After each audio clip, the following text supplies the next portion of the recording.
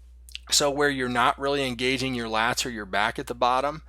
But I don't want to emphasize the dead arm hang because I really want to work on strengthening you between the shoulder blades and in the lats, and that's why the active hang is really important. It's okay to go to failure on an active hang, unlike these other exercises where I've been telling you not to go to failure. It's okay to go to failure on this one because you kind of need that to build your grip strength. So you want to make sure you're maintaining your form, and once you can't maintain the correct posture, that's when I want you to consider failure. So get off the bar when you can't continue to engage your shoulder blades. And we're going to check out some film here on some examples. If you're someone who struggles with controlling your body, controlling your momentum, and knowing what to do with your lower body, that hollow body hold is going to help drill in that position and make sure that you have the core strength to keep everything.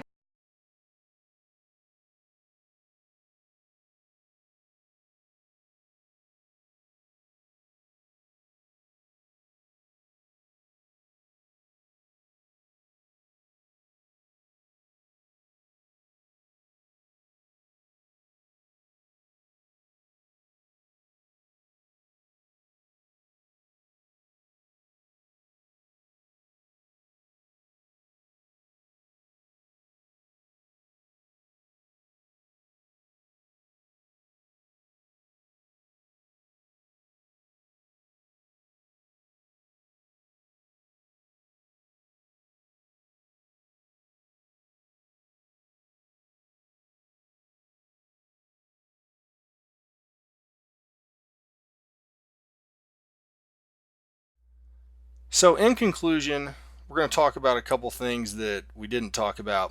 Rest is important. It's better for you if you're trying to do this 4 or 5 days a week to skip a day than to wear yourself out doing extra repetitions. This strength will build for you if you kind of stick to this program that I've laid out. So I know we've talked about this before, but make sure you're trying to get enough rest in between workouts so that you're recovering, because strength and muscle don't get built from working out. They get built in the rest time in between. So stick to this program, the reps and sets, for 2 or 3 weeks and then report your progress, but you should see some progress within 2 to 3 weeks. And remember that strength is a neurological thing. We're practicing a skill, and your muscles are learning to fire in a certain way to be able to do the exercise. Remember, we're working on the pull-up skill, the movement. Let me know if you want me to email you the reps and sets. Also, just want to let you know that we're really proud of you. You're Tay-OK in my book.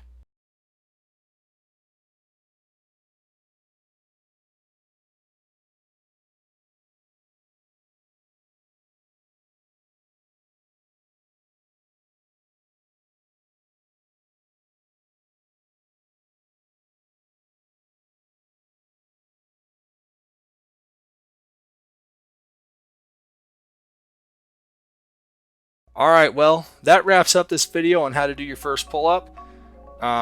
It's time to get to work. Let me know how it's going, and I'll talk to you later.